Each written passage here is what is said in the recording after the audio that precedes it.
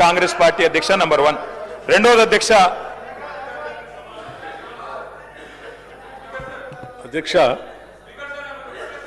మూసీ ప్రక్షాళన, మూసీ రిజర్వేషన్ అనేది దశాబ్దాల కాలం పైబడి రాష్ట్రంలో చర్చ జరుగుతుంది.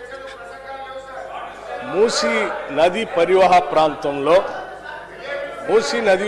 ప్రాంతంలో నివాసం ఉంటున్నటువంటి వాడు, అక్కడ భూమి కొనుక్కొని పట్టాదారులుగా ఇల్లు కట్టుకొని ఉన్నటువంటి వాళ్ళు కానీ, భూమి కొనుక్కోలేక ఇంకెక్కడా స్థలం లేక అక్కడ పోయి గుడిసెలు వేసుకొని ఉంటున్నటువంటి వాళ్ళు కానీ, ఆ పరివాహ ప్రాంతంలో నడుస్తున్నటువంటి వాళ్ళు కానీ, ఆ మూసీలో వస్తున్నటువంటి మురుగు వాసన తట్టుకోలేక అన్హైజీనిక్ కండిషన్స్లో బతుకుతున్నటువంటి వాళ్ళ జీవన స్థితిగతులు మార్చాలని రాష్ట్ర ప్రభుత్వం ఆలోచన చేస్తూ ఉంది. నేను వారిని సూటిగా అడుగుతా ఉన్నాను, మూసీ ప్రక్షాళన చేయటానికి మీరు వ్యతిరేకిస్తున్నారా? మూసీ ప్రక్షాళన చేయొద్దని మీరు అంటున్నారా? లేకపోతే మూసీ పరివాహ ప్రాంతంలో నివాసం ఉంటున్నటువంటి పేదవాళ్ళు అత్యంత దయానీయమైనటువంటి పరిస్థితుల్లో ఉన్నారు అధ్యక్ష. అక్కడ ఉండటానికి సరైనటువంటి పరిస్థితులు లేవు. మురుగు వాసన, ఈగలు, దోమలు, అనేక రకాలైనటువంటి జబ్బులతో బాధపడుతున్నటువంటి వాళ్ళ జీవన స్థితిగతులు మార్చాలని రాష్ట్ర ప్రభుత్వం ఒక బాధ్యతతో, ఒక సామాజిక బాధ్యత ఈ నిర్ణయం తీసుకొని ముందుకు పోతా ఉంది. వద్దంటారా? చెప్పండి. వాళ్ళు అట్లాగే ఉండాలని మీరు కోరుకుంటున్నారా? వాళ్ళ జీవితాలు బాగుపడకూడదని అనుకుంటున్నారా? రాష్ట్ర ప్రభుత్వం ఏం చెప్తుంది అధ్యక్ష?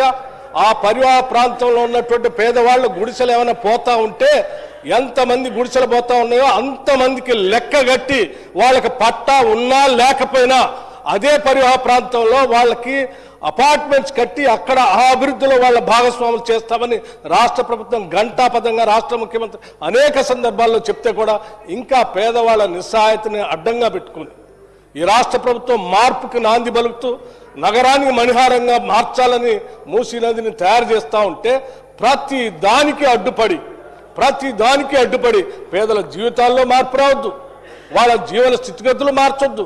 రాష్ట్ర ప్రభుత్వం ఇంకొక అడుగు కూడా ముందుకు వేసింది అధ్యక్ష. కేవలం వాళ్ళకి శుభ్రం చేసి ఇల్లు ఇవ్వటం కాదు, అక్కడ నివాసం ఉంటున్నటువంటి పేదవాళ్ళ కుటుంబాల్లో ఉన్నటువంటి మహిళలందరికీ వడ్డీ లేని రుణాలు ఇచ్చి వాళ్ళు వ్యాపారస్తులుగా మార్చాలని ఆలోచన చేస్తారు. అక్కడ నివాసం ఉంటున్నటువంటి పేదవాళ్ళ కుటుంబాల్లో ఉన్నటువంటి పిల్లలందరికీ young India integrated residential school అని చెప్పి ఇంటర్నేషనల్ స్టాండర్డ్స్ లో వాళ్ళ పిల్లలు చదువుకోవడానికి కావాల్సినటువంటి పాఠశాలలు పెట్టి నిర్మాణం చేసి ముందు మొత్తం. అది ఇవేమొద్దు, వాళ్ళు అట్లాగే ఉండాలి, అదే మురికి కుప్పలో ఉండాలి, అదే వాళ్ళ అనారోగ్యంలో బతకాలి. ఈ హైదరాబాద్కి మంచి నీళ్లతో ప్రవాహం ఉండేటువంటి మూసీ నది రావద్దనేది వీళ్ళ కోరిక అధ్యక్ష. వీళ్ళు ఏ రకంగా అయితే పేదవాళ్ళలానే ఉండాలి, మురికి కుప్పలోనే ఉండాలి, వాళ్ళ జీవన స్థితిగతులు మెరుగుపడొద్దని కోరుకోవాలి. ఇవన్నీ కోరుకునేటువంటి వాళ్ళు మీరు ఈ రకంగా మూసీ ప్రక్షాళన అడ్డుపడతా ఉన్నారు. ఇది కరెక్ట్ కాదు అధ్యక్ష. ఇది ఒక మహాయజ్ఞం. ఈ యజ్ఞం చేసేటప్పుడు మనం ఇచ్చినటువంటి ప్రదేశంలో చాలా స్పష్టంగా చెప్పారు. వీళ్ళు ఏమడిగారు అధ్యక్ష? మూసీ నదిలోకి వచ్చే నాళాలని శుద్ధి చేసి పంపిస్తారా లేదా మళ్ళీ మురికి కోపం వస్తారంటే చాలా స్పష్టంగా ఆ రోజు ప్రజెంటేషన్లో చెప్పారు.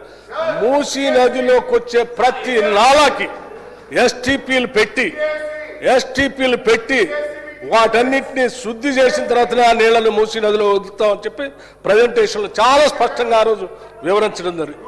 దాని గురించి కూడా పక్కదోవ పట్టిస్తాం అధ్యక్ష. ప్రజెంటేషన్లో ఇచ్చిన దానిపైన పబ్లిక్గా వెబ్సైట్లో కూడా పెట్టారు.